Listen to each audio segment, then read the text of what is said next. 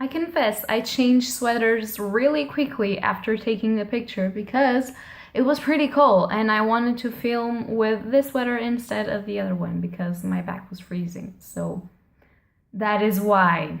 Secrets of the backstage, everyone.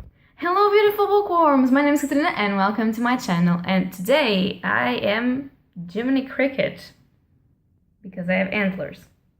So as nothing can be done to my hair, let's just proceed with the film that I was thinking about filming, which is going to be sort of like a babbling or some incoherent thoughts or some of like slash review slash stuff that is not a review, just talking about it because I recently read the first part of the Mortal Instruments series. And for first part, what I mean is the 3 first books, so the first trilogy of the 6-book series. I don't know, I get confused with this series. There's just a lot happening in the same world, okay, so I get a little bit confused, even because I am reading books intertwined with series, and it just is really confusing. But developing a little bit more about this, so what I'm going to be doing today is just talking a little bit about what I thought about the 3 first books in the Mortal Instruments series. And I am currently continuing with that series and with the Infernal Devices series, so bear in mind that I am not giving up on this series. I just have a lot of thoughts, good thoughts, but also bad thoughts at the same time about the current series. So yeah, I'm just gonna share them with you because why not talk about stuff that you want to talk about on the internet with friends, yeah? So the books that will feature in this video are going to be City of Bones, City of Ashes, and City of Glass. As I said, the 3 first books in the Mortal Instruments series by Cassandra Clare, and obviously pretty much every single one of you that is watching this probably knows more about the series and the entire Shadowhunter Chronicles than I do. But I just felt like sharing, okay? And since it's the first time that I'm reading any of these books, I thought that my perspective could be a little bit fresher in a way, so without further ado, let's just comment on what I think about it. So first of all, I'm gonna try and talk a little bit about the things that I think are done good, could be better, but are fairly good, done in these books for now. And then I'm gonna dive a little bit into troubled waters because there are some things that I think should be improved upon and are not good in these books. So I'm just gonna share, first of all, a disclaimer. I don't want to bash the author or bash the books. I just have an opinion, and I think that I should talk a little bit about it because I have read a lot of books in the fantasy genre, and I've read a lot of YA books because obviously I'm a 22-year-old woman, so YA, you know. I've read adult as well, but my knowledge is more based on YA, Jesus. So I just wanted to comment some of these things because I think that through reviews and comments and thoughts, we learn about stuff. People that are watching us learn and can share their thoughts as well. And authors, if they see the videos, can see if the general public is enjoying the books or not. So this is not a hate criticism. This is just, I'm just trying to do a constructive criticism here. So if you have an opinion different than mine, I encourage you to share it down below in the comments because I know that a lot of people love these books and I really want to know if they haven't seen what I've seen or if they just think that it's not, oh my god. So yeah, I'm losing my voice, nothing special here. So as I was saying, I just want you to share your opinion because if it's different, I just want to know if you haven't seen what I've seen or if you think that for some reason that isn't important, or if it is important, why you think it should be there and not corrected as I feel like it should.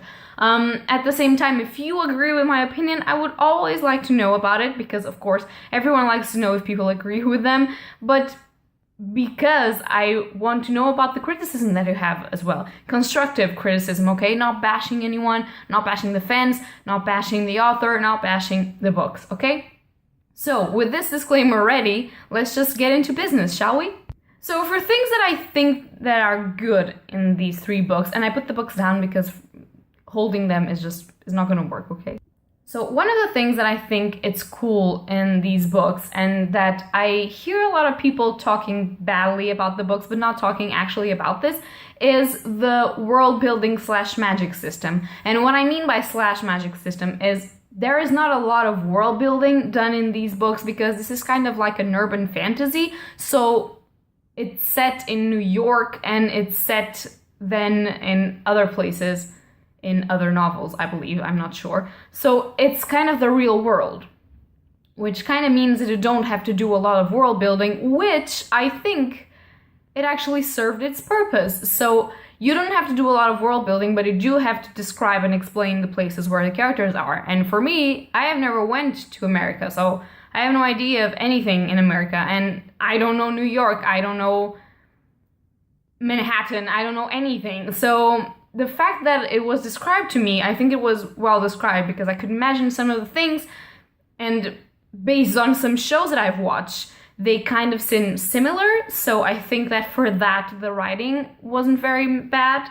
And what I wanted to just focus on is the magic system of the thing. Like, obviously, I've seen better magic systems, particularly, and I'm not bashing YA, but I'm just saying particularly in adult novels. Some of the writers that I know have beautiful magic systems that are fairly developed and are just amazing, and you just want to live in that world. But in young adults, I have seen beautiful magic systems as well that I do love and that I do want to live there and just have that magic.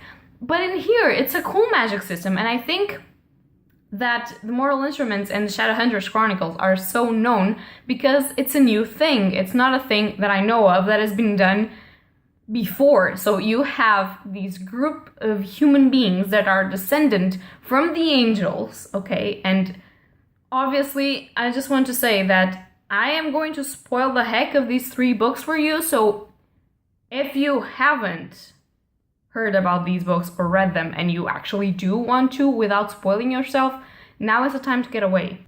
But as I was saying, you have these beings that are descended from angels. They're called Nephilim, and they are shadow hunters.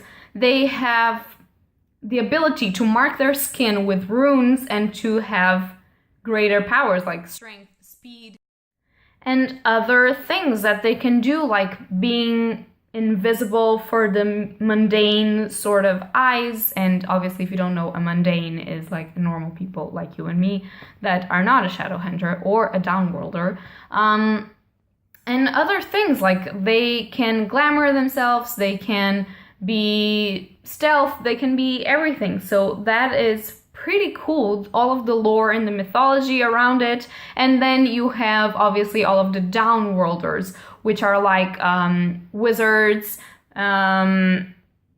werewolves, vampires, fairies, and everything like that. So you have the known common denominators of normal urban fantasy sort of stories, and you have a magic system that is actually fairly interesting and that you really can imagine yourself being.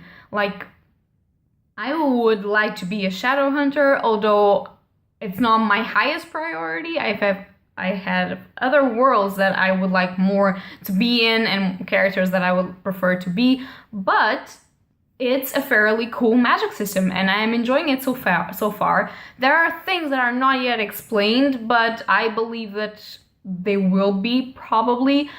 For instance, I was expecting a little more explanation on the Parabatai bond because I have watched the movie and the first season of the TV show prior to reading the books, so I kind of knew what a Parabatai was.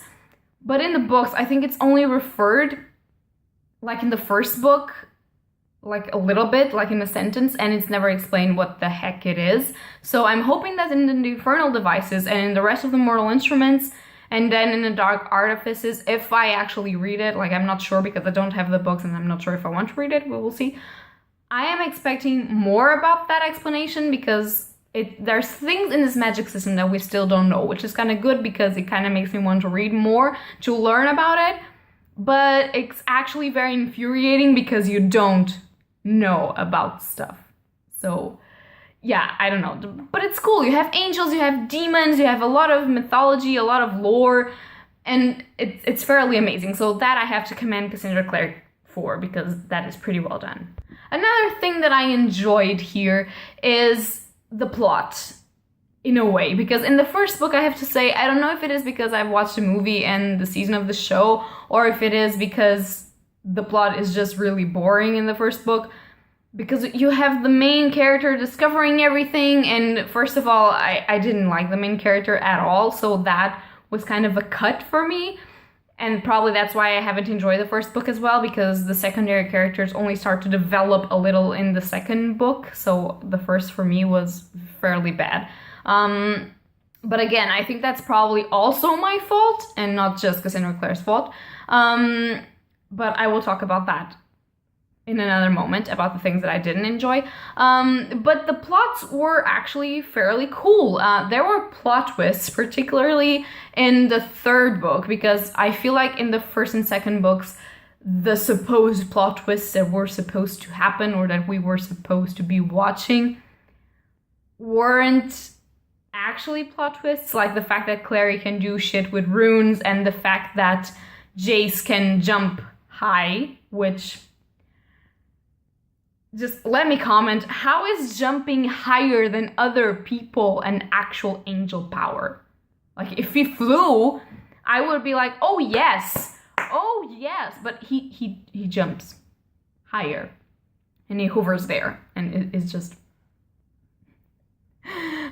I'm hoping that this will develop a little bit more, like he will discover more of his powers, because if Jace's only angel power is to fucking jump, I'm giving up on him, because sincerely, I'm giving up on him.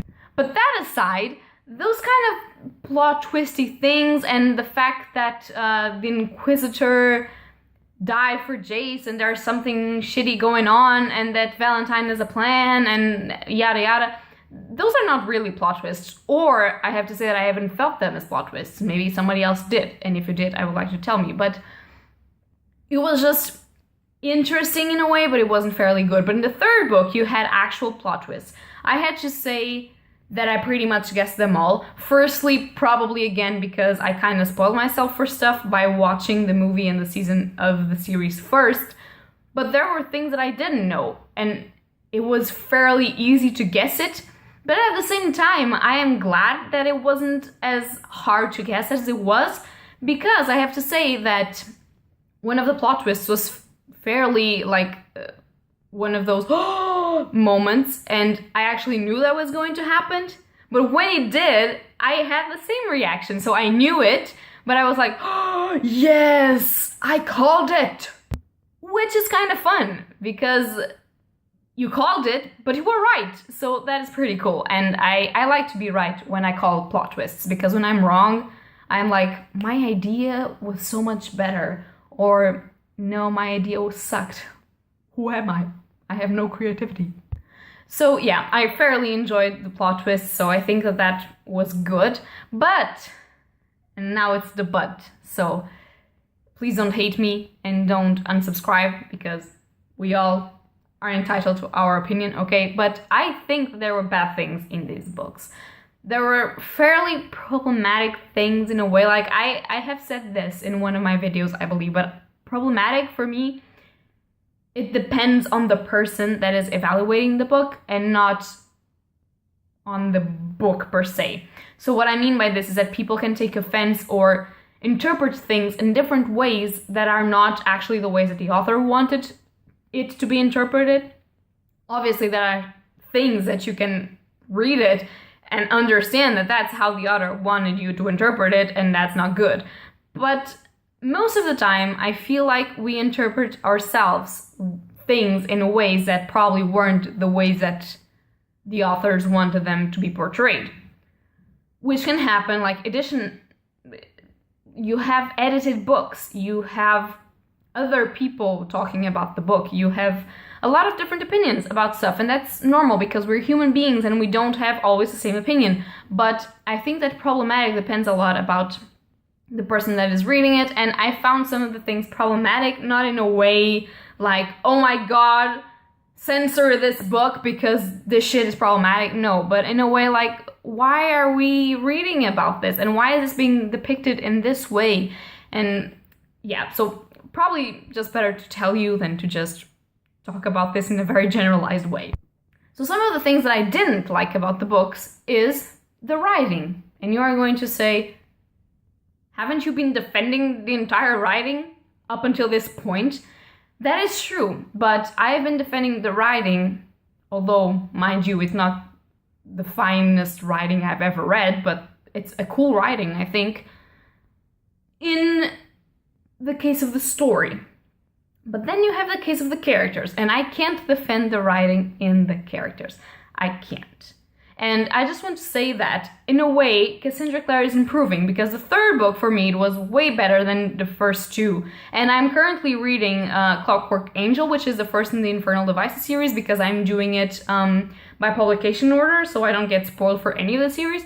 So you can see that the writing is improving very, very much, and I'm loving Clockwork Angel. I'm already at 136 pages at the time of filming this video, so I'm invested in this. But in the first books, and a little bit in the third as well in the beginning, the characters were terrible. And I have to say this without trying to hurt anyone's feelings, because there is no character development. And I'm a very character-driven person, although I like my plot, obviously, and if something doesn't have a plot and is just a character study, I will like it, but I will have to evaluate it in another way.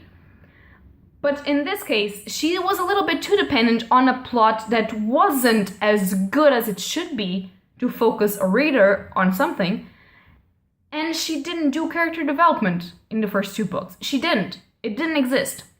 In the third book, you have cohesive character development, and it was nice to see. And now in the Infernal Devices, it seems that you will have a lot of character development, which I want to see, but we will see. I won't make predictions that probably won't be fulfilled, I don't know. But that aside, that was an issue that I had with all the characters, particularly Clary, being our main character. I can't like her. And that is a problem when you have a main character that people don't identify with. Of course, by the third book, I started enjoying Clary way immensely more than I did in the first two books, because she stopped being a selfish character. She stopped only being concerned with herself and things that had respect to her, and she started being concerned with the actual world and the actual society that she was inside. And I have to say that when she stopped caring about herself and she just decided to talk with everyone about the ruin that she can make and about the fact that there had to be an alliance or they were all going to lose, and she was the main progressor of that alliance, that was pretty cool. And I think that that was the thing that she should be trying to do from the beginning, and not just worrying if Chase loved her or not, because let's face it, that was the entire plot of the two books for Clary, was if Chase loved her or not. And no, okay? No! Like, I don't care about your relationship. I really don't. Like, I'm happy if they are sort of together right now, but I really don't care about their relationship, because that's not the point. The point is the political things in the plot. The point is the society that they are trying to protect. The point is that Shadowhunters and Downworlders are going to unite to fight demons, because demons can destroy the entire world. That is the point. Not if a guy loves you or not. And that's what pissed me off the most about character relationships. Because character relationships weren't good for anything. And they weren't there for anything. And they were just so awkward and so strange. And I didn't like them until the third book. In the third book, I have to admit that there was a development in a positive way. But we will see how it goes in the fourth, fifth, and fifth. And only after that can I tell you for sure. One thing that I actually hated a lot was characters being incongruent, because characters made a decision and then did completely the opposite of the decision that they had made. And a lot of the things that you can see in this incongruence was, first of all, I just want to say, for character development to exist, you have to have change in your character. But change doesn't mean you have to be completely incoherent with the things that you are doing. You can be coherent and cohesive and change, like maintaining your values and your principles. But these characters didn't seem to have values and principles and things. They were just incoherent. They said that they were going to do one thing and then they did another. And if they are doing the thing that they said that they were going to do, it wasn't for the same motives that you would think that they would do them. So it was fairly confusing in that way. But one of the things that I didn't like in the relationships and character developments had once again to do with Clary, because obviously, and just for examples, particular examples, in the first/second books, when she is always with Simon and they meet the Shadowhunters, she gets jealous that Simon is trying to impress Izzy. And that is like, you don't think about him as your boyfriend. He's your friend, and you, yourself, and this is what I mean by incoherence, you yourself told him that you didn't like him. You can't see yourself dating with him. You're completely obsessed with Jace.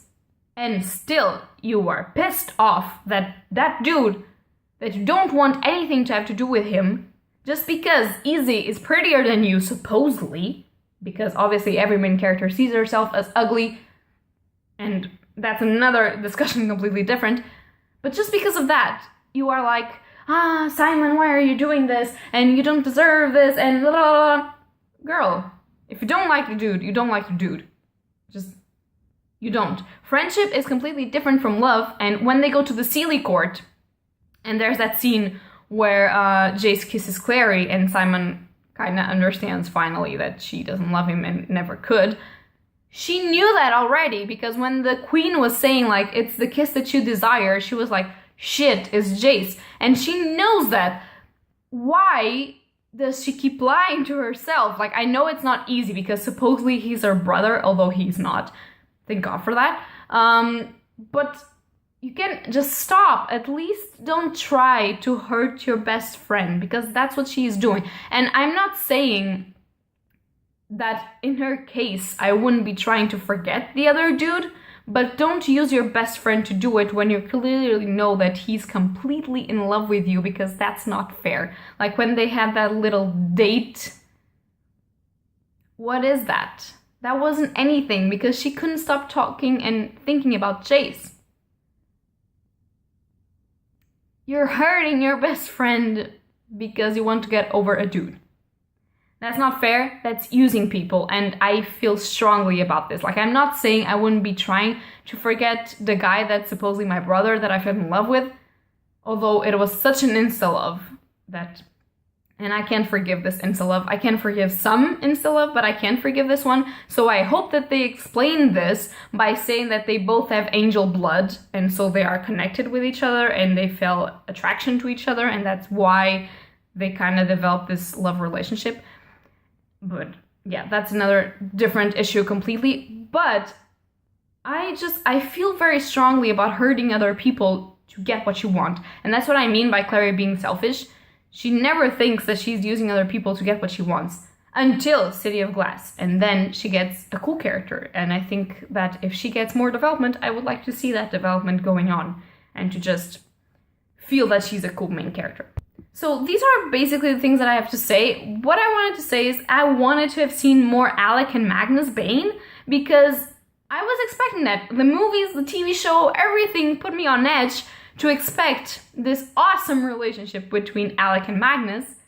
That didn't happen as awesome as I was. There was a little bit of drama because he didn't call him, and he wouldn't say that his feelings were there, and he will linger on Jace when he knew that he loved Magnus, yada yada, but that was like 3 pages in the entire 3 books.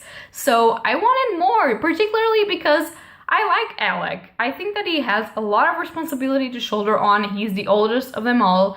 He's the one that is kind of more rational and tries to like do things right and by the book.